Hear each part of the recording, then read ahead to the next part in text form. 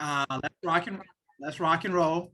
And again, I see in your bio, I've seen Queen, and it's so great, crazy that I've had the Godfather. Now I got the Queen, Oh, I'm and not the queen. I am not the queen. I would never say that. maybe we added that, Y'all but must have added that. Yes. I think that it's appropriate, and I'm so appreciative of your time. And again, I'm so impressed with the way you've run your business, and more importantly, I think that I'll say time block, because you're making time for what's important. Absolutely. And your travel, and that's part of what I know you from, is your travel, how much travel you do. And I'd also say your social media influence is powerful. So those are things you're already aware of, but you know, you never know who's looking at you, and who you're influencing. And I think that's what's so powerful about what we do, and about what you've done. And I applaud your success, and the floor is yours. So Okay. share what you will. All right. Well, sounds good. So, who is Joy? So Joy Russell. I'm a realtor out in Baton Rouge, Louisiana. I've been licensed for 18 and a half years. I started my career, I was probably about 23, 24 years old. What I did was I basically was marketing with two home health companies, and my major company that I was with, they were actually relocating to a different area. I knew that that wasn't something that I was willing to do as far as making that hour and a half drive every single day. So I decided that I was going to get into real estate. At that point, I had already bought my second house. And honestly, I looked at the HUD statement and it showed how much money the realtor made. And I was like, oh, well, I can do this because I basically found this house. So I got into real estate. So I took my class, and by the time my 2 weeks was up, I was finished with the class and I got started selling houses. So my first brokerage was Remax, and I was there for about 6 months. And my broker told me that, of course, when I started selling more houses, I was going to get a higher commission split. So about 3 months into the business, I was already selling about 4 houses a month. And, I went to him, asked for an increase in my commission. And he was like, well, once you get to 6 to 7 houses a month, we can talk about it then. So about 2 months later, I had gotten to that point. I think I had like maybe 8, 9 or so under contract. I think maybe 10 at that time under contract. So I had the conversation, and he was like, no, you're being selfish. And, but one of the transactions that I had was with a Keller Williams agent, and she wrote me a thank you card. And, I was like, let me give her a call. So I called, I met with the team leader at that office, and my number one theme was the commission split.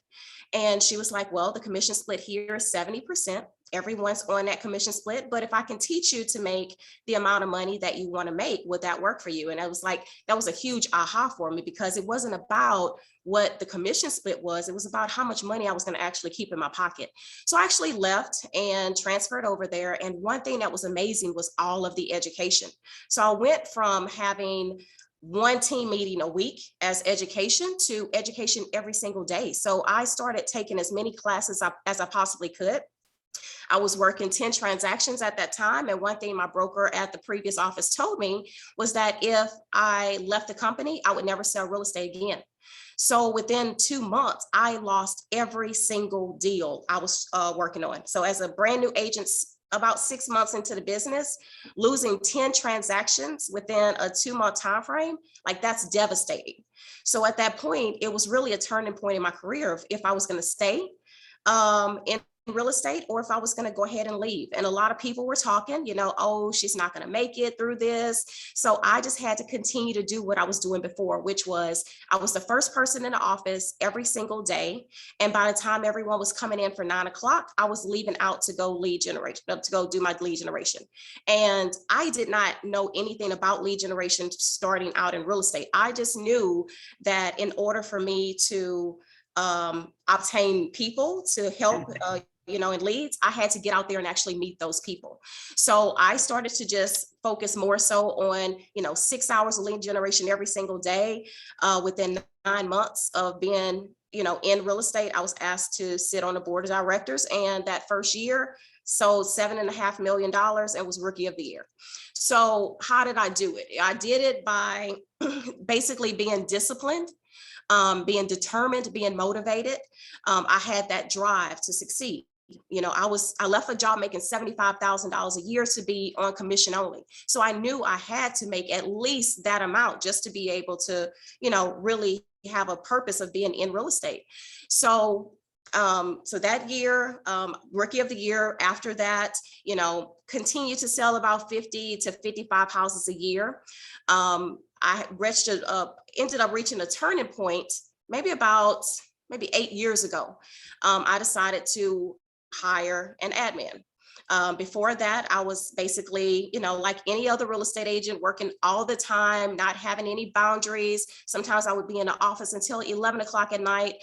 So I knew it was time for me to go ahead and start delegating. So I did that. And now I'm probably the queen of delegating, not the queen of real estate, but I will delegate basically everything. And when I hired that admin, my business went from 55 transactions to about 80 transactions.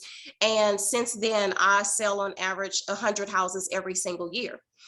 And it's not really a formula or anything that causes me to do that. It's just being intentional every single day. So time blocking is key for me.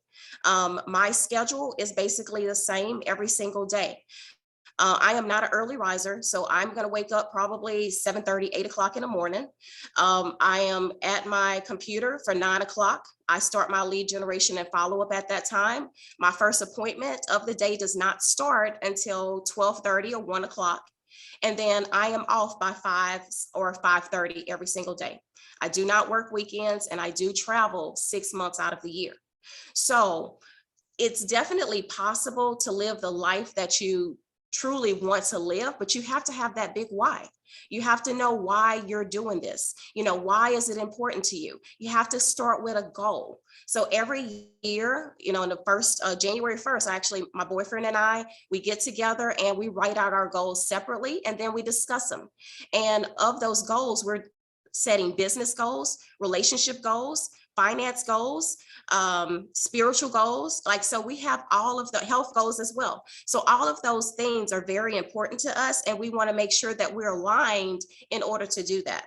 So I know that every single day I've made a commitment to work towards my goal, and I just do everything that I possibly can. So before I got on this call this morning, my first thing was, okay, let me check the MLS. Let me see exactly, what has hit the market today. So I'm already texting, all of my clients, letting them know, hey, this is what hit the market. Do you want to take a look at it? So I'm able, realistically to help about 10 people a week, but I typically don't have that amount of people every single week. So right now, with the market being the way that it is, it's basically, we have to focus on those listings. So I have this year so far, I've taken probably about 30 listings. The goal for the next quarter is to take another 30, 35 listings. And, so right now it's all about how many people can I touch? So every single week we should be touching at least 100 people. And of those 100 people, that's how we're getting our appointments. So we should have a goal of setting at least one appointment every single day. Also tracking our numbers. That's one thing that I do as well. If you ask me at any heartbeat, I can tell you, okay, I've closed X amount, I have X amount pending, I have this many active buyers, this many active listings, this is how many listings I have in my pipeline right now. So I know all of the numbers, and knowing that is actually going to help you, to make sure that you're accomplishing whatever that goal is. I'm trying to think of anything else. So I know I've said a lot so far. Does anybody have any questions? Because I would like this to be more interactive than just me talking for, a complete 15 minutes. So, so everybody always asks, okay, how do you sell 100 houses? How do you go on vacation 6 months out of the year? But it's all about making sure that my time is blocked. So I am going to work very, very hard for a week, and then I'm going to take off. And then that gives me that recharge to start over again. Okay, so how do I touch 100 people a week? I touch 100 people a week by breaking it down to 20 people every single day. Of course, I'm talking to more than 20 people a day just with social media. I get a lot of people that message me. I'm not always on every single platform, but I try to at least engage as much as I possibly can. So on average for me, I probably have about 100 phone calls a day and maybe 200 or more text messages a day. So like right now, my phone is on do not disturb. My phone goes on to do not disturb every night at about 6 o'clock, and it doesn't come off until 9 o'clock the next morning. So I am just very intentional about how I spend my time. So 9 to 11 is basically lead generation. 11 to 12:30 is my lead follow-up. And then 1 o'clock to 5 o'clock is my appointments and closings or anything of that nature that gets me outside of the office. So that is how I spend my day every single day. No, it's not 100 new people every week. It is actually 100 people. For me, it's all about touching my past clients and my sphere of influence. If I run out of that, which I never do, but if I do, then I would start actually touching people on my social media. Christina? Yes, so I was actually wondering, for one, what your admin does for you. Like, what does she take over so you can actually take this time off and be so focused? And Absolutely. then also, since a lot of the showings or deadlines for offers are actually Sunday night, do you have somebody showing on the weekends or writing contracts on the weekends if you don't work on weekends? How does that work? Okay, so our deadlines are not Sunday at 11:59. So it's basically whenever we put it in the contract. So whenever I'm going to write a contract, I make sure that it's during a business hour typically. If it's not, typically it is. I typically don't have much going on the weekends. Like my phone does not even really ring on a weekend. If it does ring, I typically don't answer and I will call them back on Monday. And most people will apologize for that. You know, if they call on a weekend, oh, I'm so sorry. I thought that realtors work on weekends. And I'm like, well, most realtors do, but I don't, you know, so I do let them know that. What was the first question that you had? What my assistant does? So I have two assistants. I have a part-time admin, and what she does is she handles all of my social media platforms. So I could not tell you what is on my social media today because I don't post it. As far as my administrative assistant, she basically does everything outside of lead generation, lead follow-up, going on appointments, and negotiating contracts. Everything outside of that is her job. So she's going to take care of all of the contracts. She's talking to the lenders and the title companies. She's the one that's taking care of the inspection repairs report. So basically all of that 20%, that 80% of stuff that we have to do every single day, that's her job. My job is the top 20%. On the weekends, if I have someone that wants to see a house, I will call someone in my office. There's a lot of brand new agents that really want to just get their feet wet. So I pay them per door to show those particular properties. So that's how I do it. Actually, and also in the evenings, if I'm not able to show or I choose not to show, then I am going to hire someone and pay them a fee to go and show that property for me. Joy, thank you for answering that, because Christina touched on it, because your social media it's the most consistent I've ever seen, and you're everywhere. And I think today we have to be. And so I was just curious if you had a company. Obviously, your part-time assistant handles that. I'm so fortunate that Christina handles probably 90% now of my postings, and I don't even know what's out there. I see stuff pop up each and every day. And I think we're so blessed to have, top performers in our world. And I would encourage, right now, the 31 of you that are on this call, that leverage is what I'm hearing, Joy, because there's no way you can do what you do without Absolutely. leverage. No way. Yeah, I could only sell 55 to 60 houses a year by myself. I couldn't go beyond that. You know, I was stuck. And right now I'm kind of stuck at that 100 to 127 with where I am. So now it's time to hire more people. So that's where I am at this point. Todd, I see you have your hand raised. Hey, Joy. First, thanks for being here. Obviously, doing that many transactions, you're very busy. So thanks for taking your time out. Oh, you're welcome. Someone in the chat asked a question I was going to ask. Well, I have two. What is your top 3 lead sources? And what is your buyer to listing ratio? And how do you get rid of, do you refer off your excess buyers? Okay. Or Okay. The first part of your question was, say that what are again. your top 3 lead sources? Okay, so my top 3 lead sources is my sphere of influence, social media, and my past clients. So that's where the bulk of my leads, oh, also agent referrals. So those are really my top 4 of where I'm getting business. What was the second part? Buyers, do you deal with a lot of buyers, or do you refer those out? How do you deal with that? Okay, so previously I was very top heavy. I mean, very buyer heavy. Like, so I started my career for the first 10 years as being primarily a buyer's agent. Buyers were so easy. You know, I would take them out, show them 3 houses, they choose a house, and we're under contract the next day. Like right now, in the last probably 2 years, it's been hectic with buyers. You know, I am like right now, I have about 35 approved buyers that I cannot do anything with. So right now I'm more listing heavy than I am buyer heavy. So I would say right now my business is more so 65% listings, 35% buyers. Last year it was a 50-50 split. So right now for me, it's basically working on buyers. Now I am leaving town for 10 days to go on vacation. So of course I am going to hand those leads off to someone else.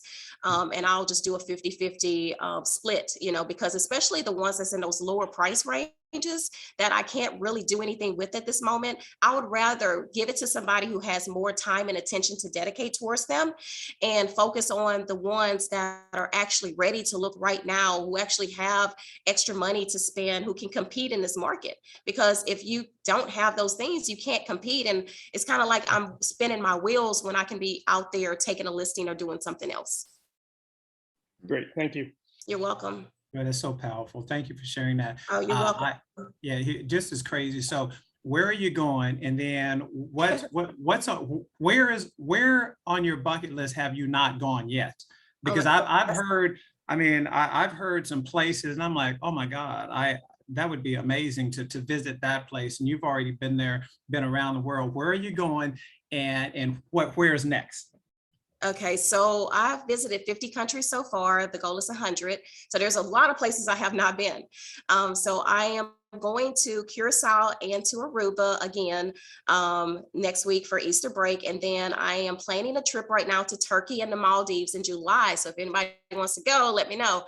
So that will be a group trip, and we plan to visit the Keller Williams Realty Turkey. I actually spoke at their family reunion last year. So I plan to go there and kind of introduce everybody to that world. And next year I'm planning a huge realtor trip as well. So we're going to Africa. It's going to be very exciting. I want to do the gorilla trekking. So we are going gorilla trekking, and we're going to do some safaris and some other stuff as well. So I'm thinking 3 countries in Africa right now that I've never visited. So that's for next year. That's fantastic. I might be on that trip with you Okay, next year. awesome, So, awesome. and now here's one, you just made me think of this. So when you're setting up these trips, are you also, from a business standpoint, are you tracking to see if there's a Keller Williams office there that you can also visit? Not necessarily. Okay. Doesn't hurt. As long as you talk real estate, it's a business trip. So every trip I go on is a business trip. So, we have to have write-offs. And, when you get to a certain tax bracket, it's kind of like, okay, what am I going to spend this money on? Because it's either spend it or you're about to pay it to Uncle Sam. So I would rather, create value and create wealth as well. So wealth building for me is very, very important. I do not want to be in this daily hustle of buying, showing buyers and going on listing appointments every single day. So I have a short-term goal, of really kind of stepping out of the business in the next 3 to 4 years. And I have a plan on how that's going to happen. Right now, I have a lot of different other business ventures going on as well, just having all of that. And then also building my profit share. So right now I have 30 in my first level, and I want to grow that to 100. So I am actually working towards that as well. So it's just, I have a lot of stuff going on, not a whole lot of time to really discuss everything, but, I am always open for questions. I see that there's some other questions in the chat that I can't see, but if there's anything I need to answer before we, get off the call, I'll definitely answer it. But anybody, y'all can reach me. My cell phone number, I'm a texter. So if you could text me instead of calling, that'll be great. My cell phone number is 225-603-3559.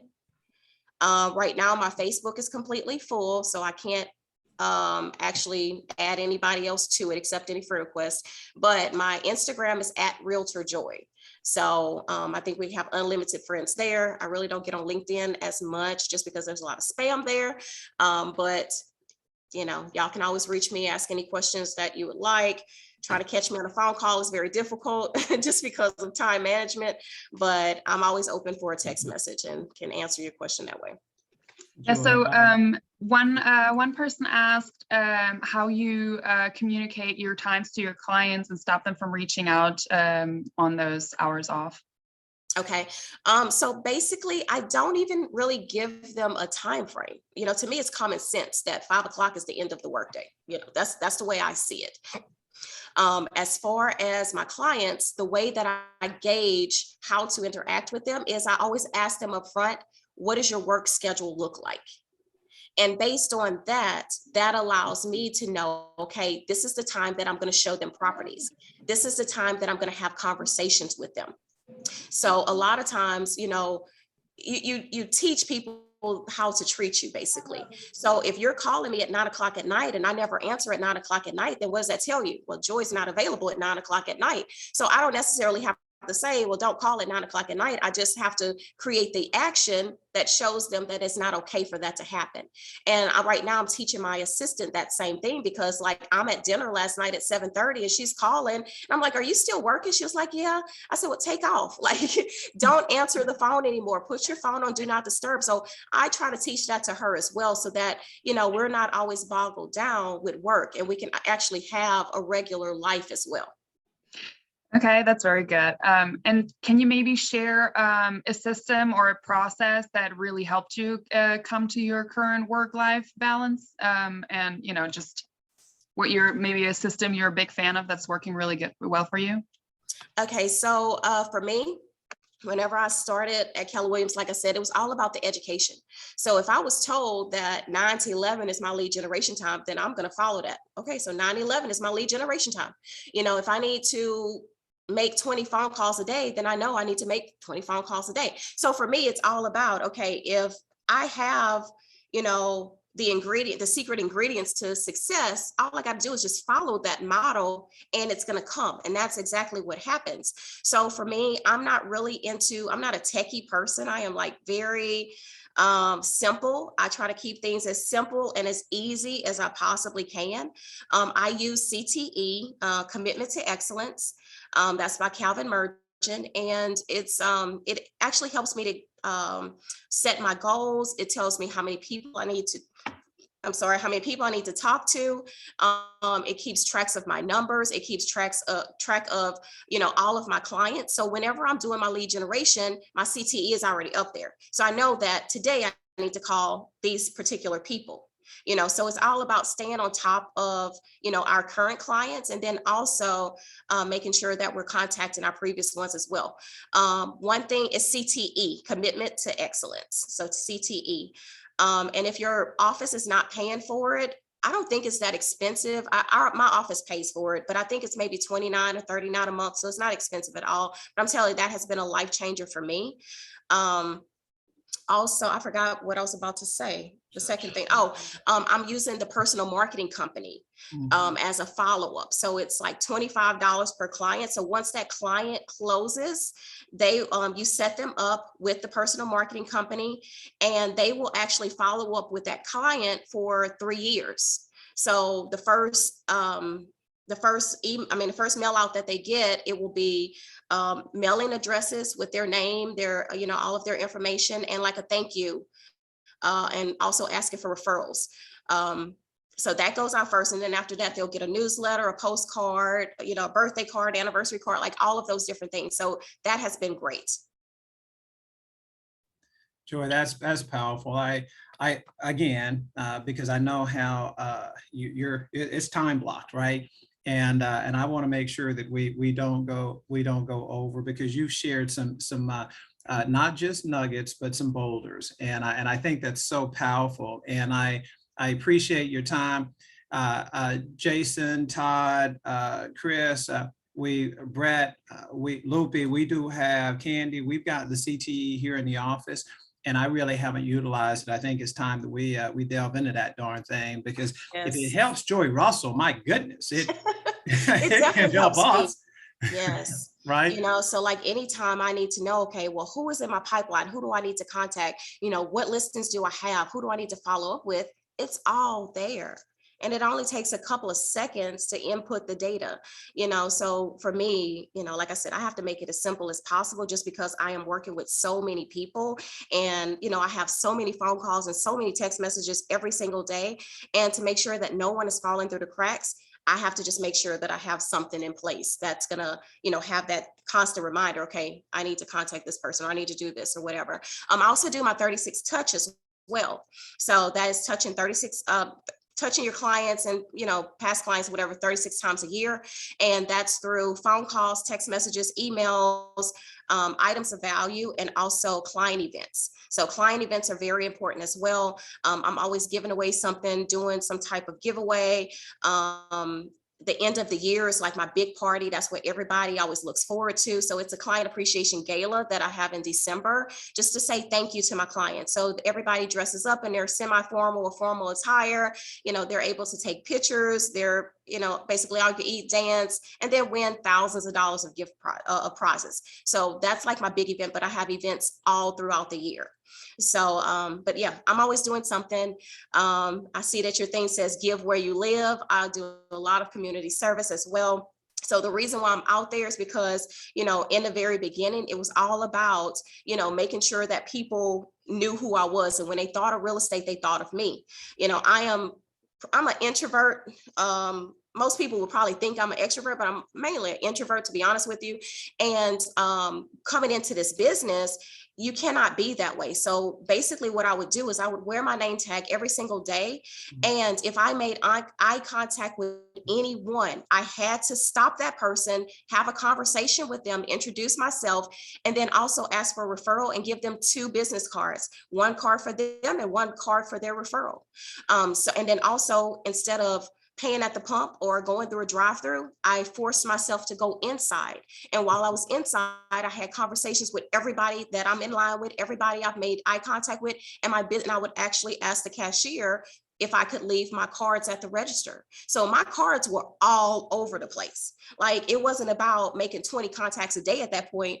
It was probably making 50 to 100 contacts a day, so it was really a numbers game. And that's exactly what real estate is. It's a contact sport. Jason? Yeah, could you share who you use for your personal marketing company? That's the name of it. So it's called the Personal Marketing Co. So if you type that in Google, that's the company. And they also have newsletters and, postcards and lots of other things. But I just find that for, the $25, that's nothing compared to how much money we make off of each closing. And that way they're getting those extra touches. Does that count as part of your 36 touches? Are you including those? No, it doesn't. That's all extra. But that way I know that I'm making, they're getting something from me all of the time. And I also, adopt other people's clients. So if I'm the listing agent, that buyer of that sale is also going to get a mail out from me, and they're going to be on this 3-year program.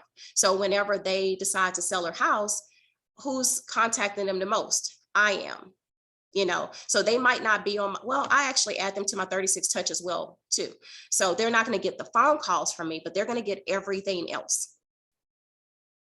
Love it. I love it. Guys, I so appreciate all you guys chiming in. Joy, I appreciate the nuggets that you dropped on us. And you're welcome. Again, I applaud your success, and I know that it'll continue. Enjoy the trip over Easter. And guys, what do I say each and every week? I bring the meat every week, right? I brought it to you, prime rib, filet mignon, right here, right? chime in next week, because again, I've got another amazing presenter. Joy, you've been a blessing, and I appreciate you honoring me Oh, you're welcome. with your time. I look forward to seeing you soon. If not Nashville, no, you'll be out of town. I will be, Naples yeah, Mega I'm Camp. signed up for it, but I can't go. Right, that's okay. That's hey, I'll go represent for you, sweetheart. I will, right? Absolutely, absolutely. So hopefully it's Mega Camp, and if not, it's Anaheim next year, Yes, or when I'm I'll be at visiting both. Baton Rouge. So guys, I would suggest that, yeah, get on that train, do some traveling with us. I think it's important. Again, I had the pleasure of meeting Joy in Orlando, and that was about 6 weeks ago, and we had never met before. And I was so impressed. And again, she honored us today. So I appreciate everybody. Today is a great day to go take a listing and impact the lives of someone, right? We'll see you guys soon. All right. Thank Bye-bye. you.